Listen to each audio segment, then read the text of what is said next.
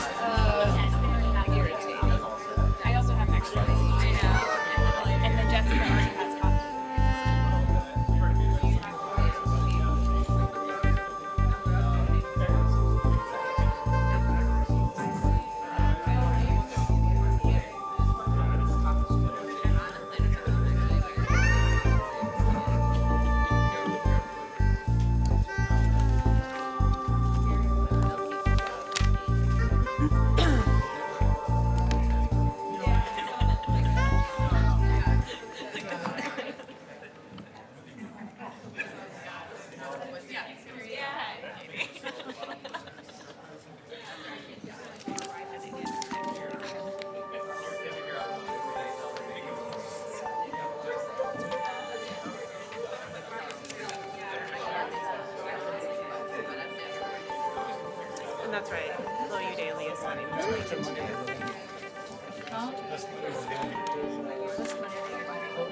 I know She's out today. with the adjustments. I kind of breezed through. Okay, awesome. Okay, great. And leave the extras with me, and I will print them out if I need to. Thank you so much. Most of them were adjustments and carried forwards, but there's a couple of them. Yes, I was sitting in the back of the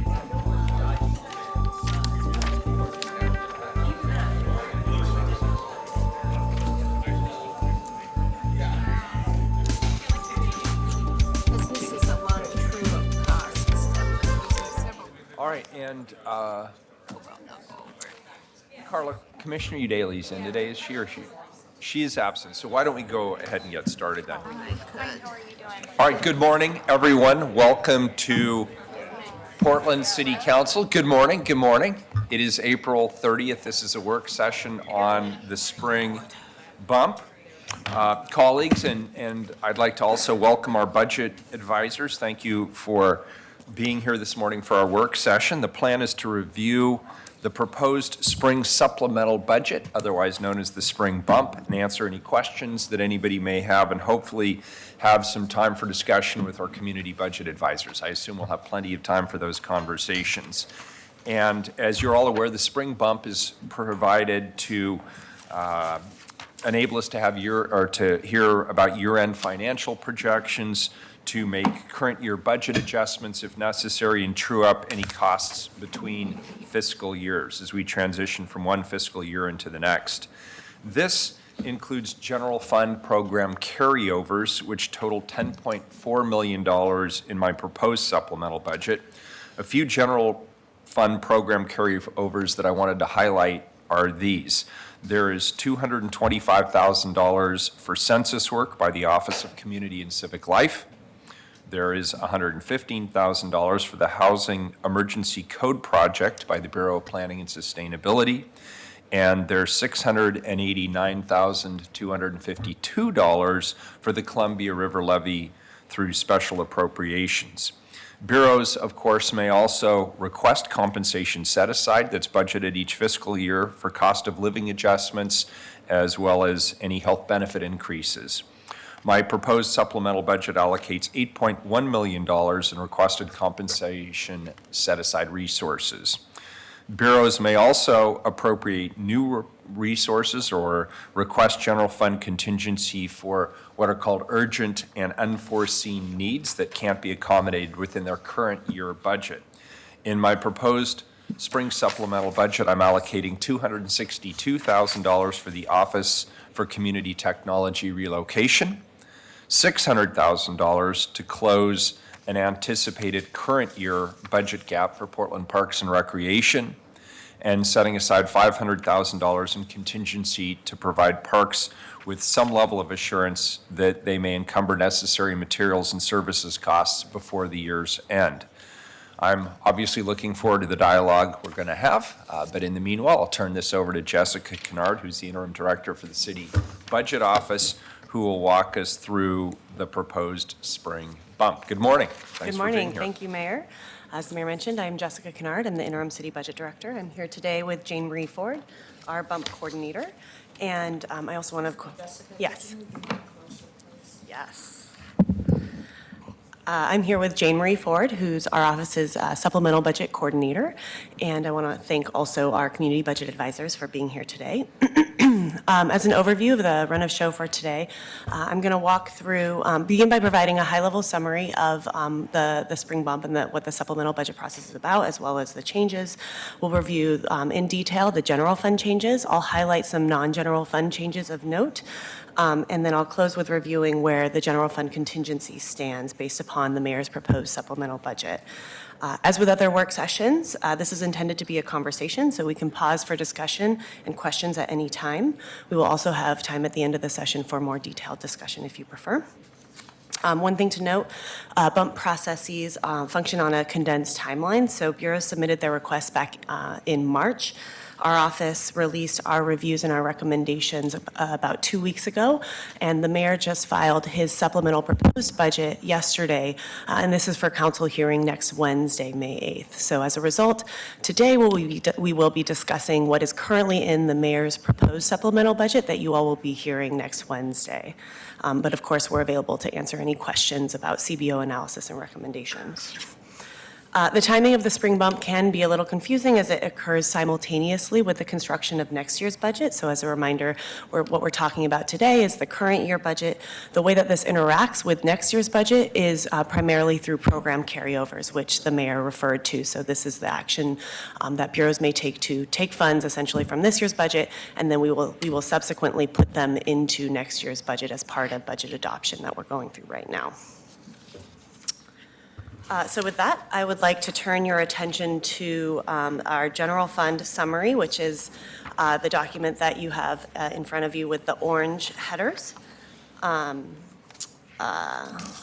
see, actually, first I'm going to walk through some high points again, just because we have some new folks for whom this is the first spring budget, spring bump process.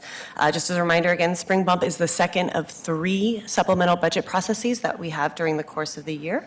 As the mayor mentioned, it's meant to provide year-end financial projections, make current year budget adjustments, and true up costs between fiscal years. Bureaus may request compensation set aside that's budgeted each fiscal year for cost of living adjustments and health benefit increases. Bureaus may appropriate new requests or new resources request general fund contingency. And in all funds, as a summary, the mayor's proposed supplemental budget results in actually a net decrease of citywide appropriations totaling $18 million. And this is typical for the spring bump. This is primarily a result of truing up of large enterprise fund budgets as they recognize that they don't need all of their resources in the current year. They're moving those funds to ending fund balance to be appropriated in subsequent year budgets, as well as some reduction in debt service expenses. Now I will have you turn to the orange document. We will walk through the general fund requests in detail. I will provide a high-level summary of each of them. So to begin, with compensation set aside, as a reminder, each year the city economist estimates the amount of general fund resources that are required to pay COLA and some health benefit costs on general fund supported positions. Sorry to interrupt you, Yeah. but as you go through this, what's not on this sheet is your recommendations. That's and right. so to the degree that your recommendations differ from Absolutely. what's actually in the proposed, could you just mention that? Absolutely. Thank Mayor. you. So with general fund compensations set aside, each year we budget in a contingency account called the compensation set aside account. The amount of essentially COLA and health benefits that we expect bureaus may need, should they be fully staffed throughout the course of the year. Not all bureaus require this appropriation, which is why we set it into contingency. Bureaus will come and ask for compensation set aside often if they're fully staffed throughout the course of the year, if they have large overtime expenditures, or if they have large and unexpected payouts as a result of retirements or separations. So this year, we had 4 requests for general fund compensation set aside. The balance in the fund this year was $11.9 million. Requests totaled, as you see here at the bottom, 9.4, and what is included in the mayor's proposed is 8.1 million. And these requests, what is included is in alignment with the CBO recommendations. So the Bureau of Emergency Communications is requesting its full compensation set-aside amount as a result of being fully staffed up throughout the course of the year. Portland Fire and Rescue is also requesting its full compensation set-aside as a result of being fully staffed. Portland Parks and Recreation is requesting its full compensation set-aside allocation, in addition to $200,000 to cover increased personnel costs associated with the pay equity law that bureaus all felt increased costs as a result of on January 1st of this year. And then the Portland Police Bureau originally requested $3.9 million. This includes $2.8 million in compensation set aside, and then also $1.1 million that was actually allocated by council to a policy set aside account to cover costs associated with what was called retire rehire positions. What's included in the mayor's proposed, again aligning with CBO recommendations, is a total of $2.7 million, and that's the 1.1 of the retire rehire funds, plus 1.6 of compensation set aside, and that's a result of sort of updated projections that the Bureau is in agreement with our office on. Any questions on any of the compensation set aside? I don't know if this is the appropriate time to ask the question around this retire rehire program. Are we anticipating that program continuing on? So it looks like Assistant Chief Davis will be coming up to answer that question. I will say that the funding was originally allocated on a one-time basis, so additional funding would need to be reallocated to continue supporting that program. The short answer to your question, Commissioner, is probably, Chris Davis for the record. The short answer to your question is probably not on the scale that we've seen it used in the past. We reserve the ability to use retire rehire where it's appropriate, at least through the end of the current PPA contract, but there aren't plans to use it on a large scale.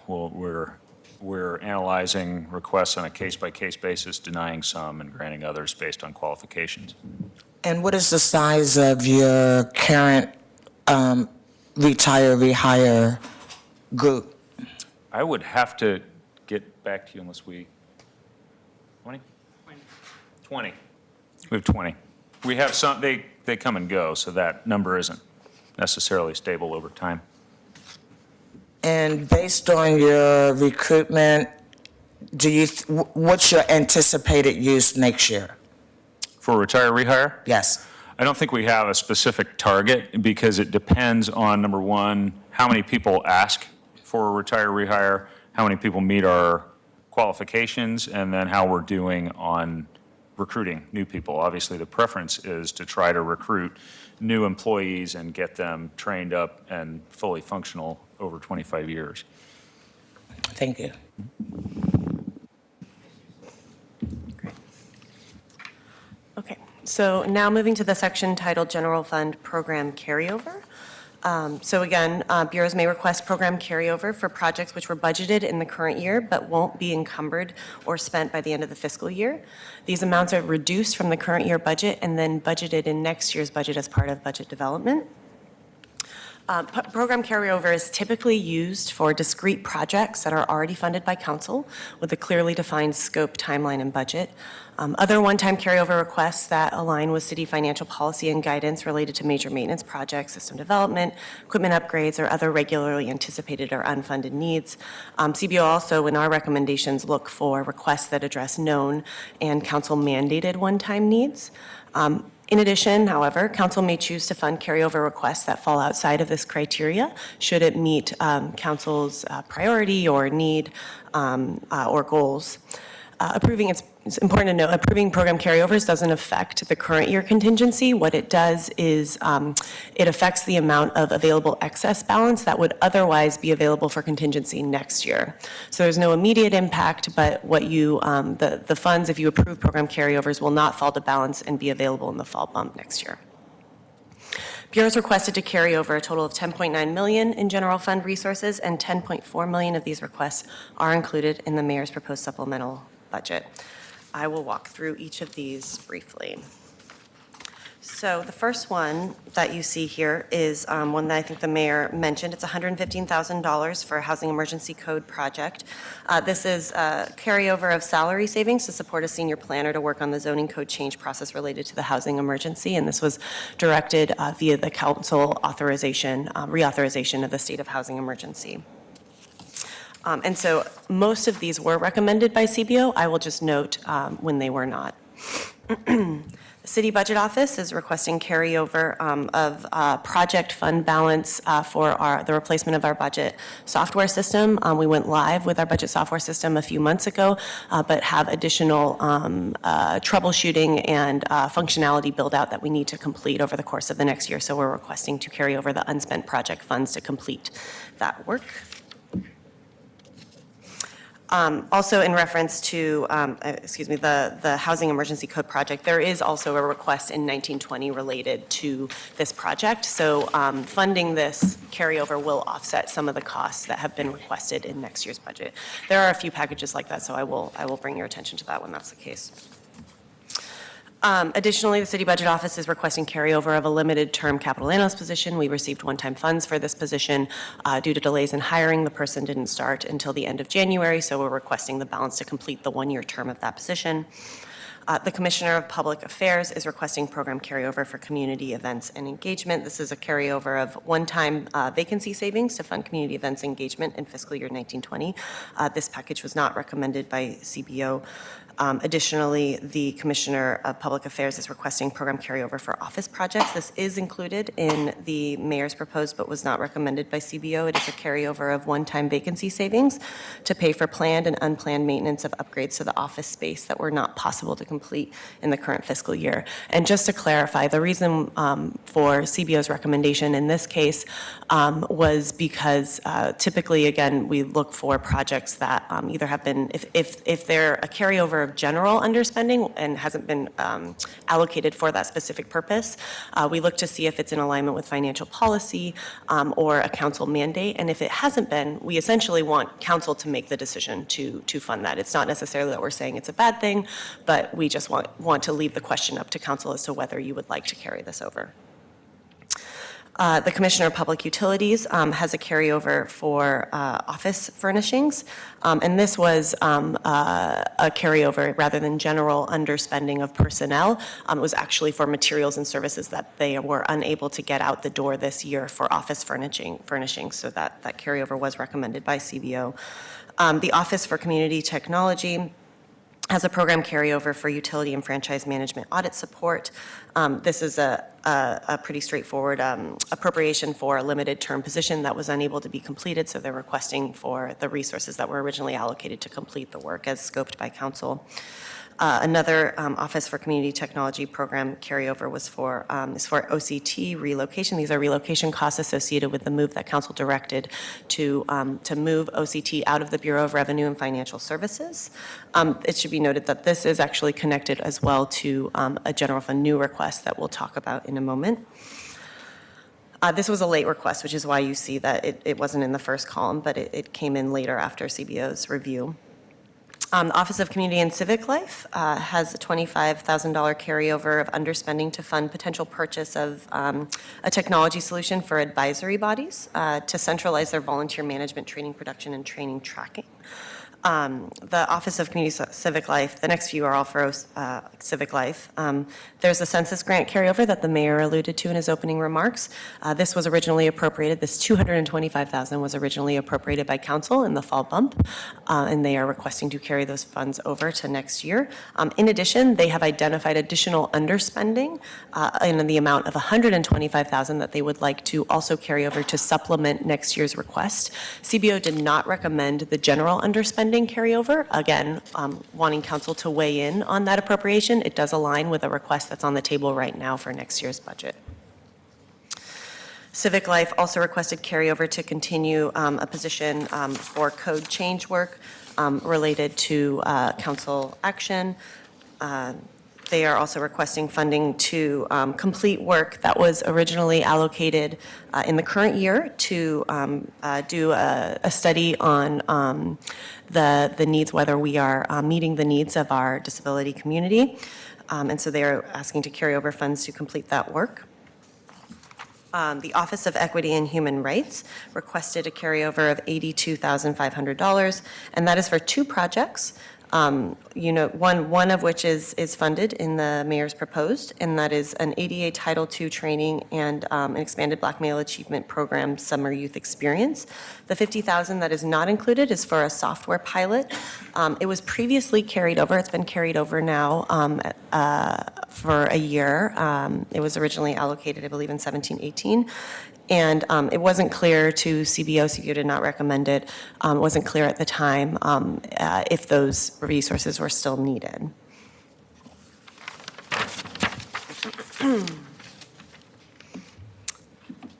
The next carryover is for the Bureau of Human Resources. This is a program carryover for a casual temporary position to fund a limited term position to post temporary and casual positions through the NeoGov site. This is required by the Office of Federal Contract Compliance Programs. There is also a request for ongoing resources in next year's budget. CBO did not recommend this because it was a general underspending allocation, and we wanted council to make the decision to prioritize those funds to those purposes. It is included in the mayor's proposed. BHR is also requesting carryover for the one-time allocation of funds that they received for the executive recruitment program. So they've completed a number of executive recruitments, but there are still a few outstanding. So they're requesting to carry over funds to complete that work. It does relate to a one-time appropriation in this year. The Bureau of Revenue and Financial Services is requesting the remainder, $30,000 of their one-time project funds that were required for replacing the integrated tax system, that work. For scoping the system, rather. BRFS is also requesting carryover for regional disparity study. This is funding, I believe, that was originally allocated in fiscal year 17-18 to fund a disparity study around the city's policies and practices around procurement for procurement prioritizing certain groups. And so there's a requirement that over a certain period of time we produce this disparity study, and I think the last time we did it was in 2009. They're requesting carryover of this $400,000. I would just note that the Bureau estimates that the cost of this study will be about $1 million or may exceed $1 million, but they are seeking partnership funding to complete that work. BRFS is also requesting program carryover for the rental registration program. This is one-time funds that they received. This is to bridge the gap until they get the fees up and running so the program can be self-supported. This is also related to a 19-20 budget request. BRFS is also requesting carryover to bridge essentially the work related to the COEP, the Community Opportunities and Enhancements Fund. This is the 1% on public improvements mandate that council passed, as well as funding for the city's prime contractor development program. This was not recommended by CBO, but it is included in the mayor's proposed. The Office of Management and Finance is also requesting program carryover for the 311 program. This is remaining one-time funds. They were allocated one-time funds, and this is the remaining balance to support the necessary personnel and contractual costs associated with the continued work of 311. This dovetails with a request and supplements a request that is coming forward in the 1920 proposed as well. The city attorney is requesting carryover for contract approval paralegal. This is also in alignment. There is an ongoing request in the 1920 budget. This carryover is not included currently in the mayor's proposed. The city attorney is requesting carryover Portland Harbor Natural Resource Trustees Participation Agreement. This is legally required. This is something they carry over every year. And actually this year, we're moving that funding to a different fund so we don't have to do this carryover every single year. City Attorney is also requesting $300,000 to continue the office's technology replacement work in alignment with financial policy. This is to go towards a system that sort of helps track and organize their legal cases. Next is the mayor's office is requesting program carryover for staffing support. This is a carryover of vacancy savings to hire a limited duration constituent services employee. This package was not recommended by CBO, but it is included in the proposed. PBEM is requesting $120,000 for crisis management system carryover. This is for a software system that helps us integrate our efforts in response to a disaster with both City of Portland and external partners to make sure that we're coordinated in our response to an emergency. The Bureau of Emergency Management is requesting funding to continue their work as mandated by council on unreinforced masonry projects. The SCB, Portland Fire and Rescue, you guys will remember the self-contained breathing apparatus, a piece of personal protective equipment, received funding in the current year. The Bureau is in the procurement process, but does not believe they will be able to encumber those funds this year, so is requesting to carry over those resources into next year. Jessica, what does SCBA stand for? Self-contained breathing apparatus. Okay. The Housing Bureau is requesting program carryover for the renter, one-time allocation that was provided for Renter Services Office. This is funding for contracts as well as the 2 limited term positions that were provided funding in the current year, so they didn't expend all those one-time funds, so they're asking for that bridge. This also complements a request in the 1920 budget from the Bureau. Parks is requesting general fund program carryover for a number of different programs. Most of those are included in the mayor's proposed, and most of those were recommended by CBO. What is included is a parking assessment for $15,000, a vision plan for about $262,000, a cost recovery financial sustainability plan of $150,000, funding for the street tree task force at $100,000, funding for the Interstate Firehouse Cultural Center at $25,000. These were all projects that were approved by council on a one-time basis, and they just were unable to get the work completed, so they're asking for those to be carried over. What is not included is a request for funding for the Penn 1 Drainage District, which is part of our levee work on the Columbia River levee. CBO did not recommend these funds because the majority of the property that would be affected in this drainage district relate to enterprise funds, so Portland International Raceway, and what's the other one? Heron Lakes.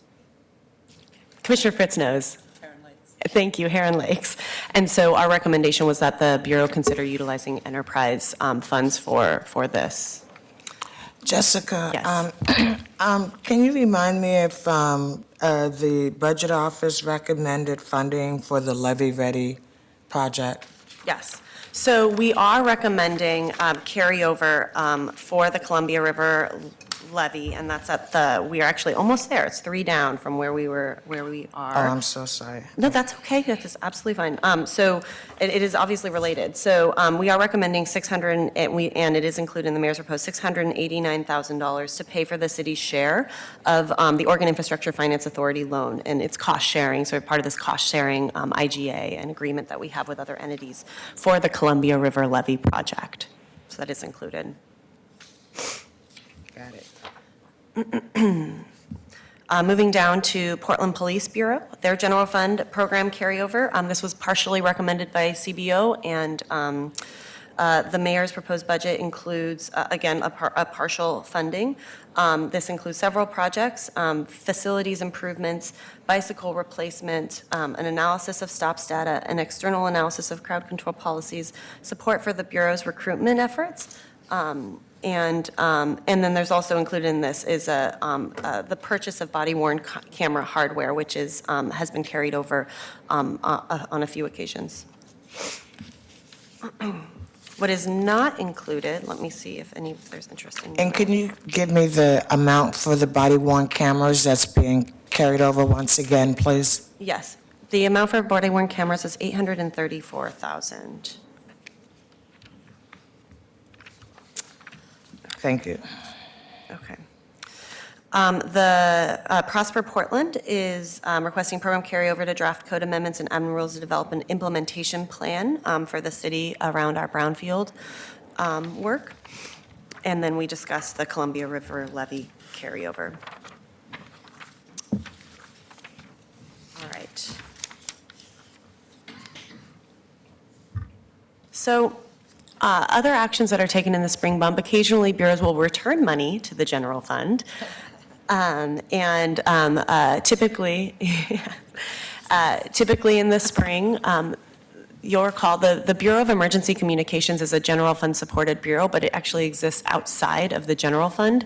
So there's a true-up process that happens. They receive funding from partner jurisdictions as well. And so at the end of every year, they kind of true up how much the general fund really paid for in actuals and how much their partners paid for. And usually the general fund fronts a little bit of that money, so we get money back in the spring.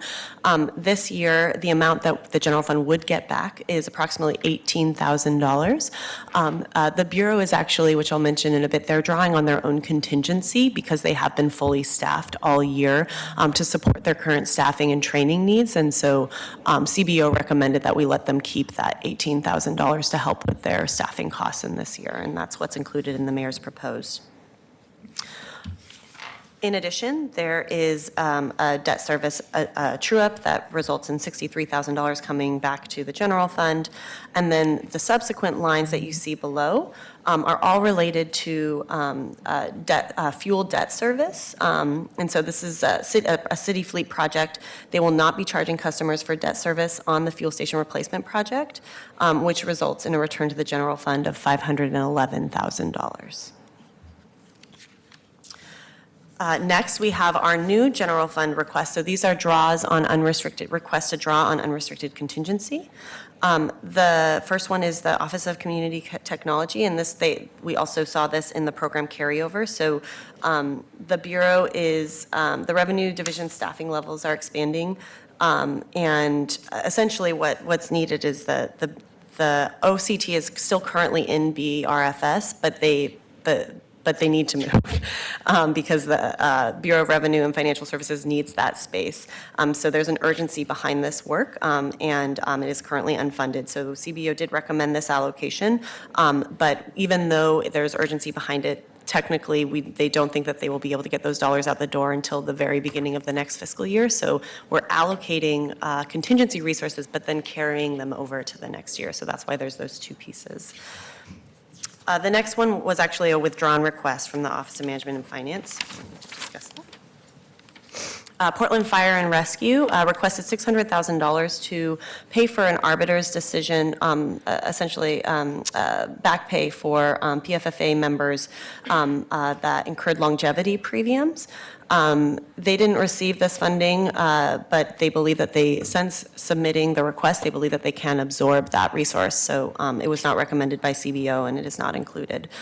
The Portland Parks and Recreation, as the mayor alluded to, $500,000 is included to support expected encumbrances. This is essentially, the Bureau is saying that they requested $1 million. They have typical materials and services spending that they expend every year, and because of other challenges that they're experiencing right now, they requested to have an additional amount of funding be set aside for them to provide them with the assurance that they can complete their business this year without significant disruption. So what is included is essentially half of the amount that they requested, $500,000. That amount's going to be sitting in contingency for them in the fall to appropriate depending on what their actual encumbrances are. And that is in alignment with the CBO recommendation. Parks is also requesting $600,000 for a anticipated revenue collection gap. So revenues can fluctuate in the Bureau related to their fee revenue. And so the Bureau is anticipating a shortfall this year. And so this provides them with the assurance that they will be able to remain in budget. The next one is $7,466. It's just a technical adjustment to Portland 5's contract. And then finally, there's a special appropriation related to levy ready. Again, this is a similar one to the one we discussed with the Parks Bureau. It's $278,000 request. The CBO's recommendation, again, was to look at the enterprise funds that have close proximity to that work as a support for this project. All right. In addition, there's a handful of other adjustments and transfers. These are generally transfers from one bureau to another. There's the transfer of just under $52,000. That was one-time resources that was allocated to Civic Life for the houselessness program, and that's being transferred to OMF for their homeless urban camping impact reduction program for continued alternative shelter work. There's a transfer, essentially cleanup from the establishment of OCT as a standalone organization is resulting in some transfers between BRFS and OCT.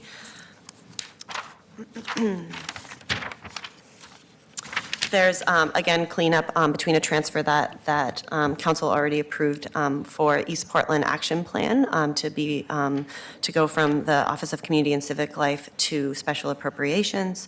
The Portland Police Bureau is transferring funds from their budget to a reserve to help fund the replacement of Region. The Portland Police Bureau is also transferring funds that are not needed for their mobile data computer replacement project, and remaining funds will be held in a reserve to fund future replacement costs. Portland Housing Bureau is transferring funds within their own budget for permanent supportive housing to pair with bond units, and that's in the amount of $280,000. And then there are three Build Portland related transfers. Essentially what's happening are adjustments related to the Build Portland program. We're moving $3.6 million to a reserve fund and transferring $300,000 in resources allocated to Portland Parks and Recreation for Mount Scott Community Center. So essentially we have an allocation for Build Portland projects in the budget. The first round of those projects have been identified, but they're in the scoping and design phases, so the dollars aren't needed right now. So we're putting them into a reserve, and then when they come forward with those requests, we're cash financing the needs right now, and then we will take out the debt when we need to.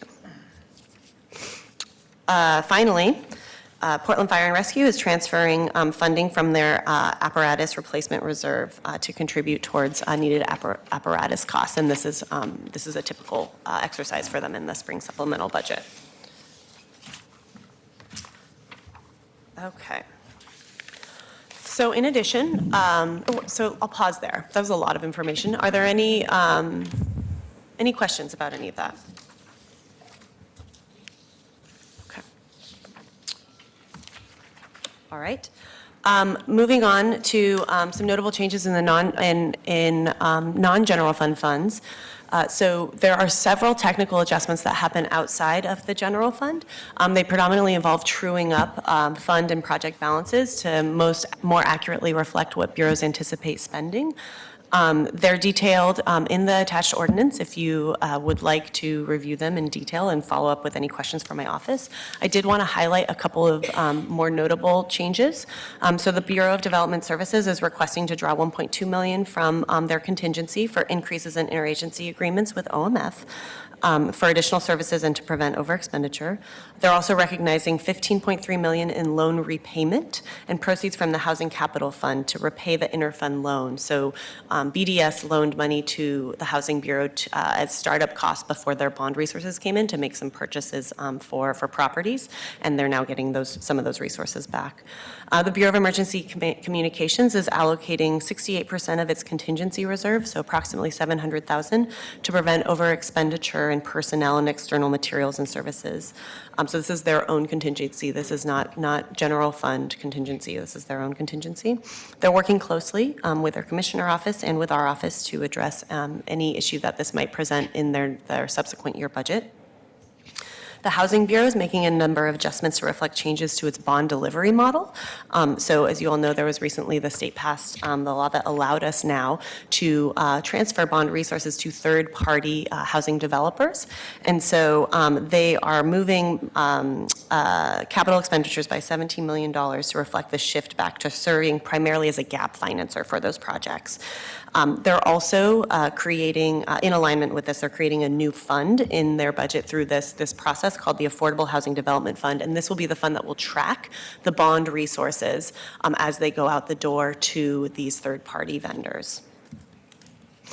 Portland Parks and Recreation recognized $11.5 million in increased SDC, System Development Charge revenues, primarily from residential SDCs, and the Portland Water Bureau is recognizing $3.4 million from the Portland Housing Bureau for the purchase of the Cary Boulevard property.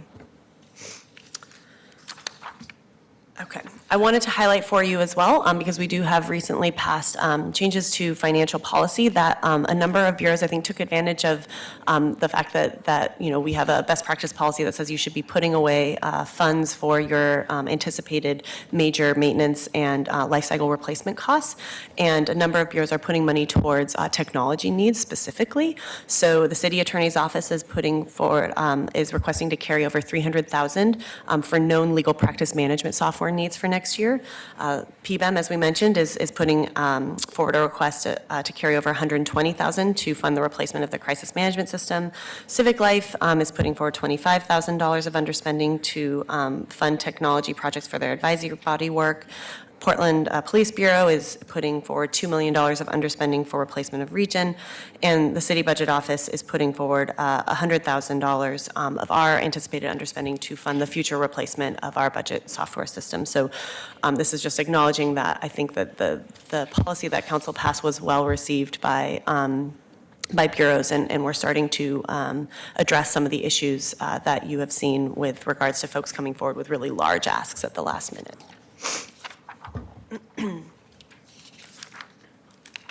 Okay. So finally, I will, let's see, the second to last, we're going to talk about the overview of key position changes. So this is exhibit number 5. It's a table. Just to highlight for you, there's a small handful of position changes. None of them impact the general fund.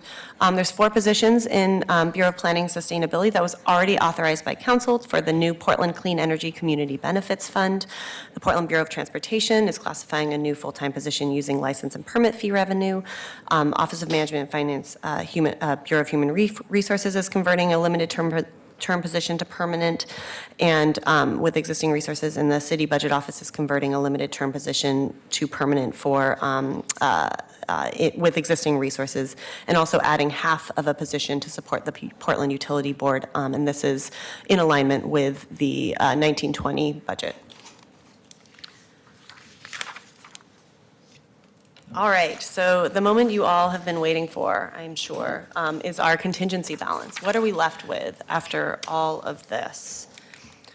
So this is the table that says at the top, FY 2018-19 spring supplemental budget. We began with an unrestricted contingency balance of $6.1 million. With the mayor's proposed budget, will retain $1 million for current year unforeseen and urgent expenditures that may be appropriated during the over expenditure ordinance in June. Compensation set aside began with $11.9 million, and that will be all drawn down for some of the below accounts that we'll walk through. So policy set aside, as we discussed, Build Portland is the funding is being put away in a reserve, $3.6 million. Anderson lawsuit, this was the money that you all approved. It has to be paid by September of this year to be in compliance with the legal requirements of that suit. There's funding that we must retain for overhead to true up our costs for the overhead model, and so there's a $2 million balance there. The carryover set aside, so the program carryovers that are currently in the mayor's proposed, what we do is we put that money in contingency and then we rebudget it next year. The parks encumbrance contingency, that $500,000 we talked about. capital set aside. This is the $2 million that was available, became available and set aside in the fall bump, and this will be budgeted. It's part of our 1920 discussions for capital set aside. And then finally, there's $10.6 million after all of this that will be available for appropriation in the 1920 budget, and that is a one-time resources that is available for next year's budget.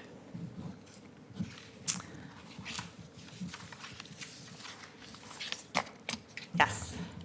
Are you going to cover the cannabis tax? So there were there changes to the cannabis fund? Could you come to the microphone, Yeah. please, to answer the question? Thank you. So I understand, it sounds like there were mostly just technical changes to the cannabis fund? Yeah, Katie Shifley, City Budget Office. Yeah, CBO took over sort of direct management of that fund a couple of months ago, so we made several sort of technical adjustments to true up things from the fall bump, but all of those actions were really just truing things up. And we will have, Commissioner, I think it's important that we have an explicit discussion around the allocation of cannabis tax resources in the 1920 budget, and that will be part of our 1920 approved budget work session. Thank you.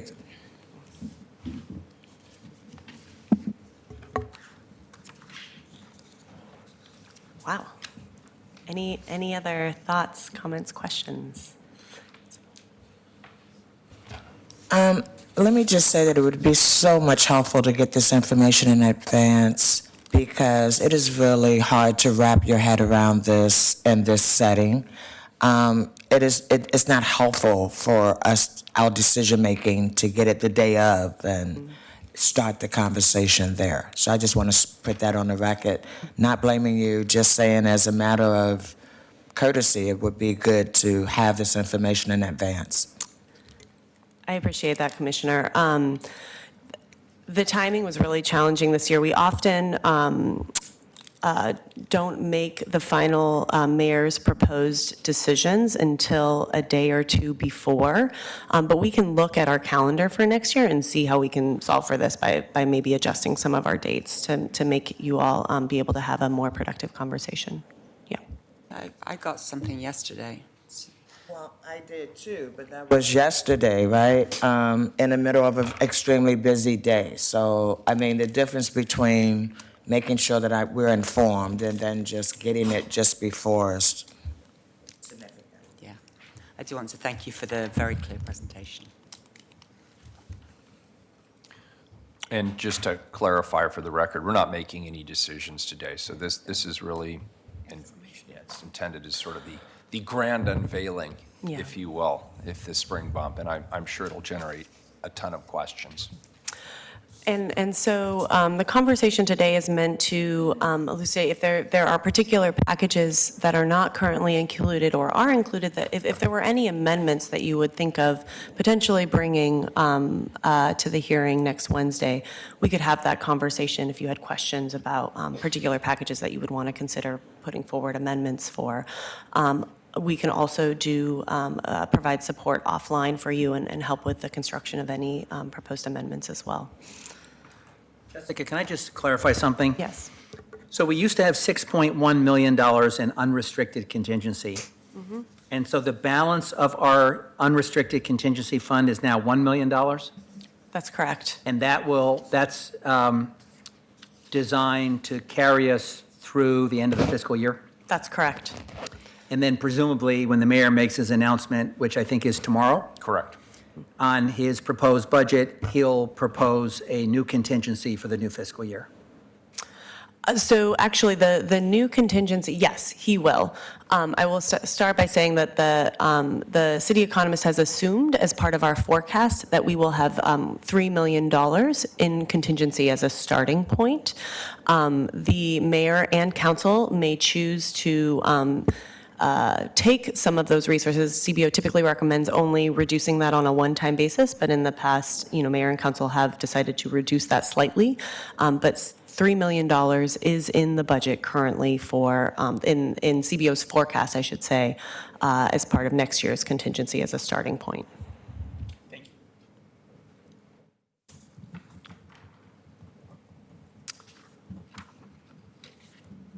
Very good. Does that complete your presentation today?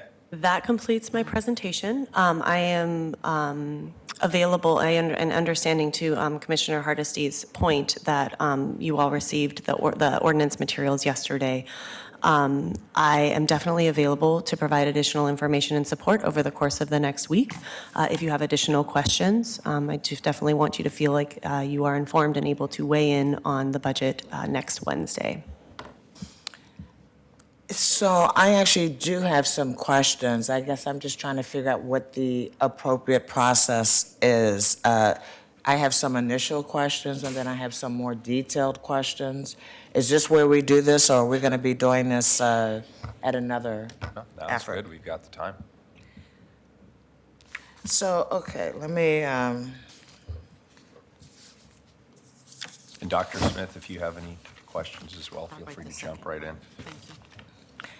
Of And course. let's start kind of with the Housing Bureau. They've requested $501,000 carryover for the rental service office. And the CBO notes that this is almost half of the funding requested for the office. And the requested budget continues to support two positions: a new program manager and the contracts for outreach, education, and legal services. Does this help reduce the requested budget ask for 2019-20? Thank you for that question, Commissioner. I'm going to turn it to Jane Marie Ford, who's also our Housing Bureau analyst. Good morning, Jane Marie Ford, City Budget Office. Thank you for the question. To clarify in the review, the total that would include both some general fund and some community development block grant resources. In talking with the Bureau of the general fund, they were requesting to carry over about 120,000 of that was specifically for personnel, so that would buy down some of the requested personnel costs. They have, as you noted, two positions and that exist already that were funded one time and are requesting a new program manager for the rental services office. Of the contract dollars, the Bureau has clarified that they intend to add to those contracts with resources for next year. So the contracts specifically that are being carried over, one is for an expungement pilot program that council approved in the fall bump, and the other resources were for a fair housing pilot program that was recently also approved by council. Thank you very much. I think that is really my only housing question. Thank you. I have a question about fire. Do I have fire here somewhere?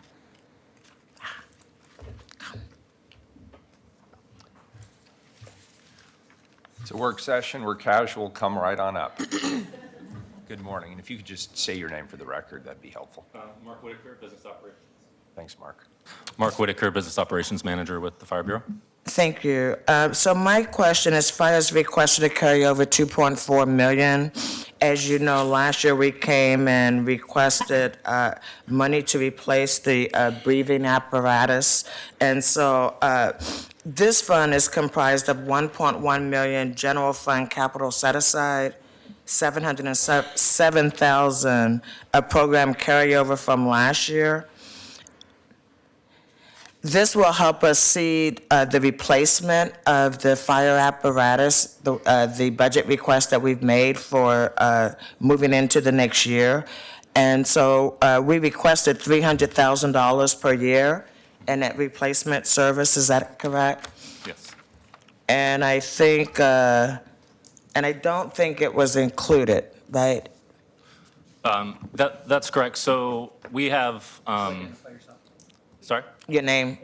Mark Whitaker, Fire Bureau Business Operations Manager. So the request that we have in the spring bump is to carry forward the one-time funds that we receive both from the city and from a federal grant for replacing the SCBA equipment. And that's somewhat separate from a separate request we have in the 1920 budget for $300,000 to go into a replacement reserve for this equipment in the future. And what we anticipate is that once we're able to complete the SCBA purchase, we'll have leftover funds because the grant and the general fund money and the carryover that we got will exceed the total cost of the SCBA's. And so an additional request that we're hoping to bring forward as part of probably the fall bump next year would be to use that surplus money to also go into our replacement reserve. So 10, 15 years from now, when we need to replace these SCBA equipment again, we have that money set aside to do that. So that's kind of the overall plan related to that. Thank you. I just wanted to, I think that's a very prudent move financially, is not to wait until we're in an emergency situation, but to start actually banking the money, knowing that those expenses are coming up. So I thank you very much for that. Commissioner, could I also just observe, I've been getting some emails from people justifiably concerned about our park system and funding for parks. And one of the suggestions that has gotten some traction is that we go into our individual reserve funds and we raid them and we use them for current expenditures. And I think it's important in this conversation to note that what we're trying to do is build in a kind of a fiscal discipline where we buy an asset and then we set aside the money to replace it. Now, we're rewarded ultimately for doing this in that we get a clean CAFR and we get a AAA credit rating. But the bottom line is, this is the area where government has consistently fallen short across the board. That we do a good job building things, not so great maintaining them, and less so having reserves to replace them. So I applaud the Fire Bureau for thinking long-term and creating these reserves. But also just want to remind the public that these are not funds that we set aside to be tapped for other purposes. They have a very particular purpose, and we have to be disciplined in setting up firewalls so that those monies can be used for their intended purpose, which is ultimately replacing necessary life safety equipment. Thank you so much. Thank you so much for that. That's really all I had for fire. Thank you. Could I get please to come back up, please, for a moment? And I can hold my questions if other people have questions. I just. No, you're good. Oh, okay. Yeah. I'm on a roll. Yeah. Don't stop me now. AC Davis, our first returning guest star, thank you. Absolutely. Chris Davis again, for the record. I feel like I've been here before. Oh, Groundhog's Day, huh? Well, thank you so much, Assistant Chief. So I have a couple of questions. The police is requesting $2 million in new funding for the replacement of their records management system. And as you know, we've had a lot of conversations about the insanity of the current system that you have. I guess my question is, could police change the request to a program carryover rather than asking for new general fund dollars? I think that because police have already, well, let me finish the entire question and then I'll give you an opportunity to ask. CBO has noted that funds from the Asset Forfeiture Fund, reserves currently at $4.4 million, could also be used for this project. This would bring funding to $6.4 million, which would nearly fund the project. Police also have a request in for the fiscal 2019-20 budget for $7.9 million in one-time funding for the replacement of this data system. More importantly, both CBO and police experts expect underspending in external materials and services anywhere from a low of $2.42 million, which is what the police project, to a $5.42 million, which is what CBO projects. Mm-hmm. So based on this info, couldn't police just change the request to a program carryover rather than requesting new general fund dollars? Well, I think the final, what we would need in the 1920 budget would depend on what happens with this request here. Obviously, we wouldn't need both.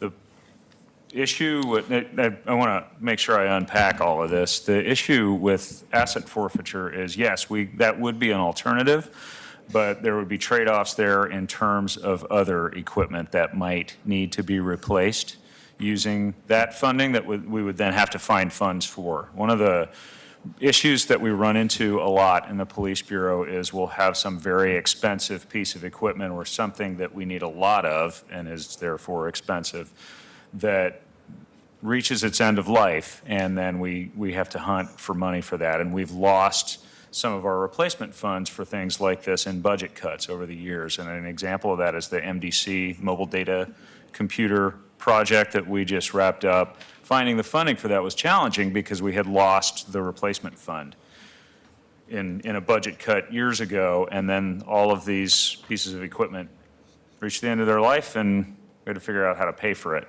So we budget very conservatively with that in mind, and we're in the process, and it's going to be a long-term fix for this kind of chronic problem of establishing replacement funding again for expensive stuff that breaks and wears out. So we also, because we budget our EM&S conservatively based on full staffing, because if we reach full staffing, we'll have more EM&S needs to meet the equipment needs of all those employees. We obviously are nowhere near full staffing, and so our spending will come in lower for EM&S than is budgeted for, but the trade-off that we end up with is then we end up with much higher overtime expenditures to meet shift backfill needs, and so we end up reprogramming EM&S a lot of times to cover that cost. So I guess the answer that I would give to your question, could we do this a different way? Yes, we could, but this approach that we have asked for to us represents the least bad set of trade-offs to try and fix this really serious problem that we have with our records management system. And actually, Commissioner, if I could just jump in for a second. So the request that came forward from the Police Bureau was for new general fund resources to go towards region. After, working with police fiscal staff, CBO and fiscal staff came to an agreement that they could probably fund that within their current year underspending. So what is included in the mayor's proposed bump is actually a transfer of their current year underspending to a replacement reserve. I'm not sure if that answers your question or not, but. It does a bit, thank you. I have a couple more questions for police, if you don't mind. You've also requested a new vehicle for the Public Safety Support Specialist Program, but we only have a lieutenant hired so far. We don't have a class, we haven't started, we can't recruit people. So I'm curious why we would be asking for a vehicle for a program that we can't start yet. That's a good question. The issue is lead time. So it takes fleet services a while to order the vehicle, equip it, and get it into our hands. It's not an exact science trying to make the date where that vehicle actually arrives in our possession meet the date where we have somebody to drive it. So we have to plan that in advance so we don't wind up with a situation where now we've hired people and we have difficulty deploying them. And you also have, so you have a request for $33,847 in for that particular program, but you also have a replacement cost in for $366,775 for replacement vehicle costs. Related to the PS3 program? No, I Or think just in that's general? just the general. Oh, okay. Yes. Right? So I guess the point that I'm making is that there are a lot of requests in for material and equipment, but you don't have the personnel or the program in place to actually be able to utilize that effort. Got one last one. Well, I do have I would point out that the PS3 vehicle aside, that extra 300 and something thousand dollars. $66,775. That's to replace vehicles that have reached the end of their lives prematurely, either because they've been totaled in crashes or become mechanically unusable. And so we do have a need for those vehicles because those will replace things that have gone away from our current fleet. So how many more, we have 120 vacancies. How many more vehicles do we need? Don't we have 120 vacant police cars hanging around? No, we No? don't. We don't assign vehicles per person. They're assigned to precincts and groups, and we do actually tend to run shortages in some precincts because there's always a certain percentage of vehicles that are down for service. Right. So We no, have the same in fire. So I'm just don't trying to have get a an sense excess. for, at any given time, if you've got that many vacancies, I'm just trying to get a sense for, are you short of cars today? Pardon me? Do you have less vehicles for police than you need today? Well, I think we have enough for what we have today, and that's the reason why we want to replace the ones that have left the fleet prematurely. And once we get to full staffing, we very well may end up in a situation where we have a shortage of vehicles. I just want to remind that I asked Captain Lorenko that last week when we had the report on the traffic. Right. Because I wanted to know, could we just park some ghost vehicles? And she said, no, fleet takes them back really very quickly if they're not using them. So fleet takes them back? Is that what you? That's what she said. We just wrapped up in the last year a fleet review where we cleaned up a lot of our fleet. We found a number of vehicles that were reissued that we needed to give back to fleet, and we've got our vehicle fleet now much better organized and much more efficiently managed than it has been in the past. So one last question. I'm so sorry that you're on the hot seat. I don't mind. But that's what they pay you for, right? You don't need to answer that. Yeah. That's a fair question. That wasn't my question, though. Right. Police is also requesting new funding at $200,000 for external consultants to review policies around protest and crowd control, and $125,000 for an equipment inventory. As mentioned before, police is expecting EMS underspending. CBO notes that the Bureau has not spent more than $15 million in recent history. The police projections mentioned before of $2.42 million underspending is based on a year-end projection of spending $21.4 million in this fiscal year. As of April 29th, EMS spending is at $11.4 million, indicating that $10 million would need to be spent in the next 2 months, because that would represent widely increased spending over historic actuals, and because CBO projects that police will have closer to $5 million in EMS underspending, would it make more sense to have these requests come from carryover? I thought these were carryover requests.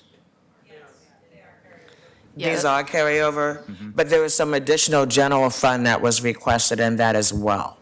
And so I guess my point is that if we're going to have that much in leftover money, should all the requests not be coming from the carryover as compared to asking for additional general fund? And you may not be the right person. Well, my understanding is that those were all carryover requests, that we want to carry the money over from this year into next year, and that is, I think, reflective of our philosophy of budgeting in police, because occasionally we get unpredictable events in the Right. course of a fiscal year. We always budget very conservatively, and where we have opportunities to carry over existing money from this year into next to cover important projects like these, we like to try and pay for it with money we already have, so that as a hedge against the uncertainty of 2019-20. We don't know what'll happen and how much extra, if any, we'll have in the 19-20 budget. So if I have the money now, I'd rather spend it on the project. May I just get a clarification, because she asked a specific question and I didn't hear a clear answer. I believe there's no additional general fund requested. So Is for there- those- Could you for those- confirm that? Projects you were just mentioning, those are all carryover requests. The reason that they're highlighted sort of differently in the CBO review is because, as Director Kennard mentioned earlier, we're trying to highlight for council that they are not necessarily planned projects that were already underway, and they just need to carry that money over to complete those projects in the next fiscal year. They're new projects that council should decide collectively like whether or not to fund.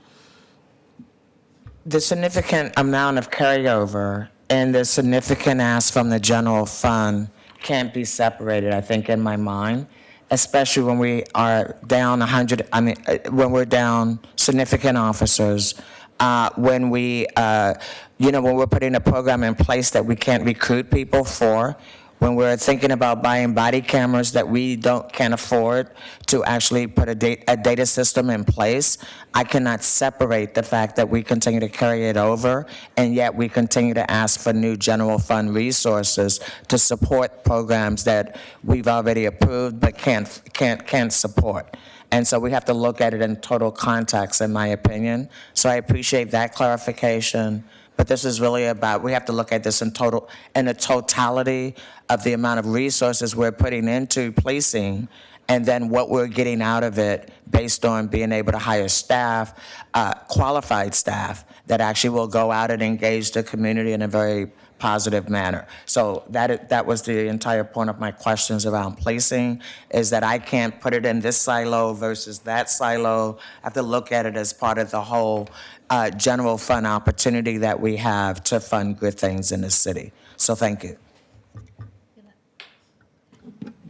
Just one quick question aside, because you were talking about police vehicles. I was discussing school buses last night, and they're like 130,000 fully equipped. What does it cost us for an average police vehicle fully equipped? You can round numbers, it's okay. It's about $65,000.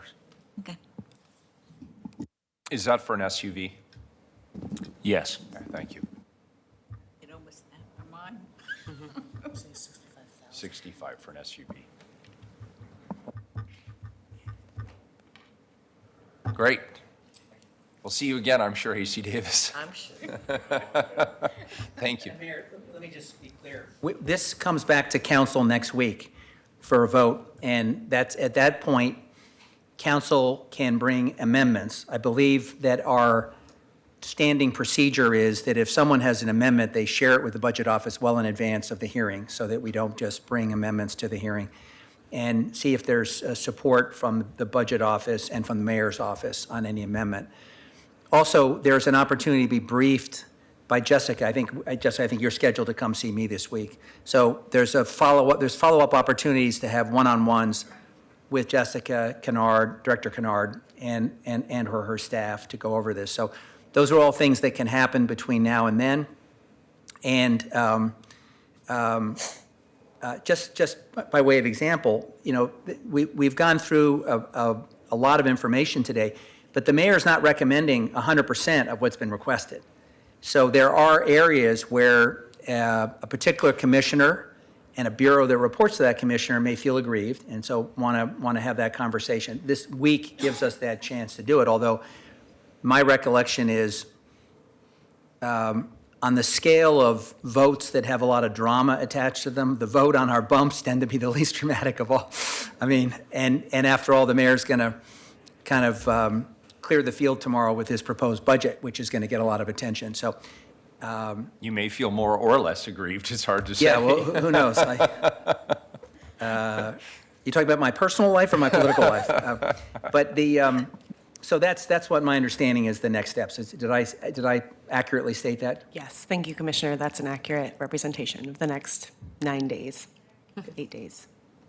For the next 90 days until we actually vote on the budget for next year, is that correct? What we're referring to is the vote for the supplemental budget is next Wednesday, May 8th. So that the timeline for the bump is over the next 8 days. And so in that 8 days, I can come brief you. We can talk about proposed amendments. You can share them with my office. I can share them with others. And then you will have your hearing on May 8th. Additionally, when we're talking about next year's budget, the mayor is releasing his proposed decisions tomorrow, May 1st, and council will have a work session on May 14th to discuss the approved budget.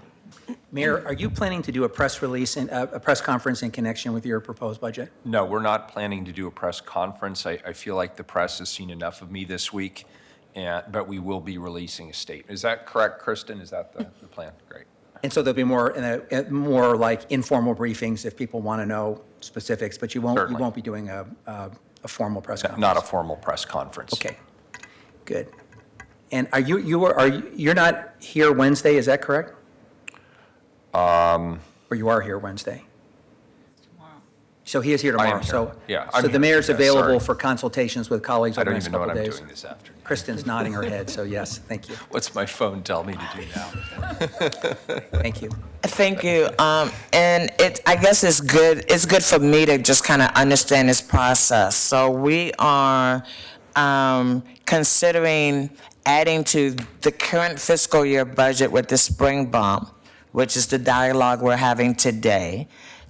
And we have a week to discuss whether or not what's been presented makes sense. And that's the same week that the mayor's proposed budget comes out, which comes out tomorrow, right? Correct. And so is this normal that these two processes happen simultaneously? And Well, the mayors, I've served with 4 mayors. We have had a circumstance, I believe, Commissioner Fritz will correct me, where we've had a mayor that, in a non-eventful year, put out a proposed budget ahead of May 1st. That's always the mayor's prerogative, but I believe May 1st is the outer limit to doing it. Because the bump process generally deals with technical adjustments like compensation carryover, encumbrances, things of that nature, it generally gets less drama, less attention. I think the questions, Commissioner, that I've been focusing on that you've asked that to me are the most interesting are the interplay between carryovers and then whatever someone may be asking in the next budget. And however, I think the council historically has done a pretty good job of being able to separate out the two. A carryover with an encumbrance and a specific program that the council has approved is one thing. Adding additional money to that program through a mayor's proposed budget is an entirely different issue. And we have until, I believe, June to actually adopt the final approved budget. So we have plenty of time to have that conversation. well, thank you very much. I'm glad to know it's not me. It's just how this process rolls, huh? Thank you. I just had one quick question under other adjustments and transfers for housing. The internal funds are going to permanent supportive housing, which I understand what that is. Where are they coming from? Is it just excess they have, or? Most of the money for permanent supportive housing, the city funds and general fund, is already allocated to the Joint Office of Homeless Services. A portion of that was retained in the Portland Housing Bureau budget in their general fund to pair with bond units. So this is just a technical transfer between funds so that it can be actually deployed for those units. Okay, so they aren't taking it from another No. program? No. Okay, that was fun. Rita, can I just make one observation? There was an interesting survey done recently that produced what appeared to be contradictory results, but I think also give us an insight into how the public views our work. The public was asked the question about, investments in drug and alcohol treatment, mental health treatment, and it scored very high. So there's a strong awareness of a correlation between those challenges people face, particularly among our homeless, but others, and the need to fund them. When asked whether they support supportive housing, it scored very low. And I think it's a good reminder that for a lot of people, supportive housing is meaningless. It doesn't have content. It's a government word, and we use it because it's a good shorthand. But what we're really talking about is deeply affordable housing with services people need to deal with addiction and mental illness. If you frame it that way, the public is enormously supportive. If you say, what do you think of supportive housing, it barely registers. And I think it's just a good reminder that describing the service is something people react to. Having a catchphrase that sort of buries the lead. And I'm guilty of this too. I use supportive housing all the time, but it's like 1%, has 1% support. But the way to turn that into like 65% support is to talk about what you're actually doing. And that is enormously successful. So I encourage all of us when we talk about permanent supportive housing to humanize it in terms of what we're really talking about. Deeply affordable housing with services attached for people who need it to address drug and alcohol addiction, mental health challenges, and other things. And the goal of which is to have successful long-term tenants. If you explain that, people are very supportive of what we're doing.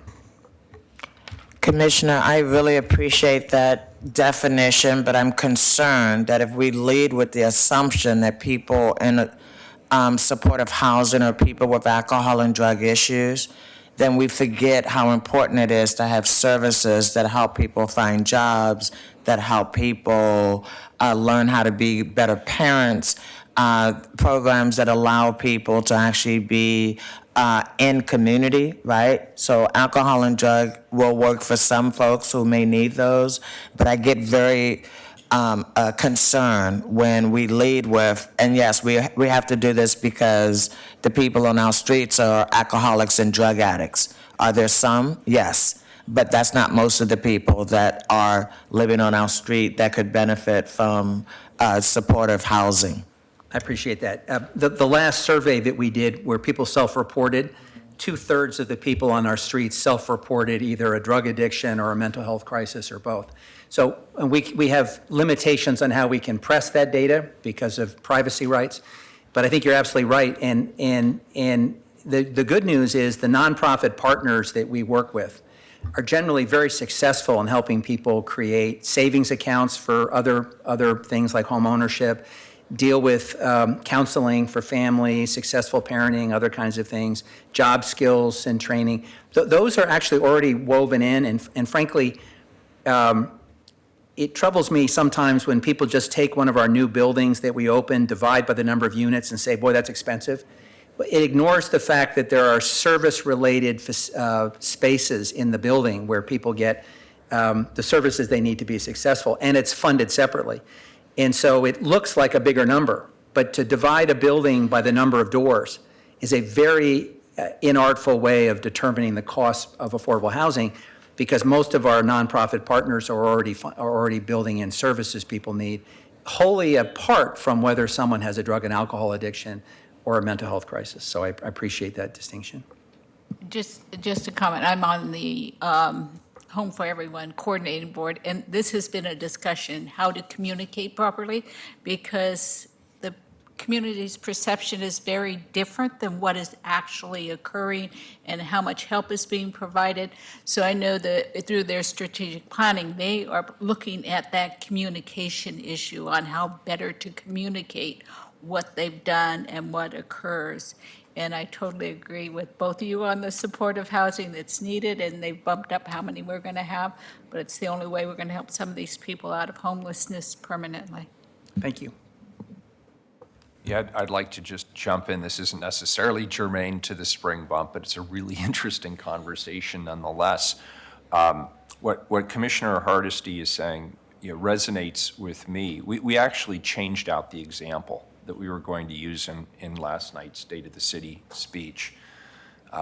Whereas Nick is right that the majority of people, particularly those who are chronically homeless, self-report as having drug or alcohol addictions or mental health issues or some coexisting condition. We wanted to use a healthcare example and point out the fact that we have providers like Join who actually have connections in the healthcare community and the health advocacy community. Exactly. This was a homeless couple.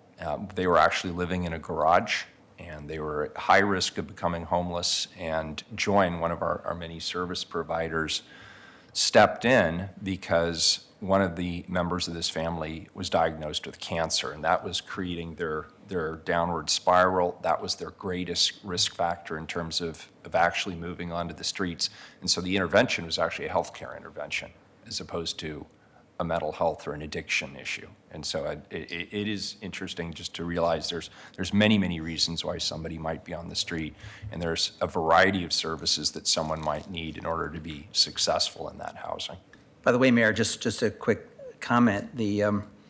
Every 3 weeks I go in for treatment, and it's young and old. It's people that are homeless and people that have homes.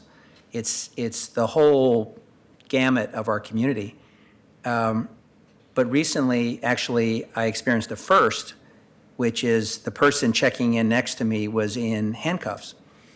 So it was someone from a correctional facility that was also going through treatment, had a guard with him or her. So you start imagining the barriers that people deal with in addressing a chronic illness. You're homeless, you don't have primary care, you don't have access, you're getting most of your primary care through an emergency room, you don't have health insurance, you're struggling to figure out how to deal with a chronic illness.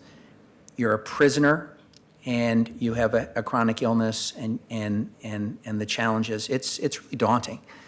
It's when you think about it. It's quite humbling. Very good. Dr. Smith, I don't know if you had anything you wanted to add today? Not today. Always the ever patient and thoughtful listener. We appreciate your presence. Anything else for the good of the order? Thank you, Jessica. Thanks to your team. We are adjourned.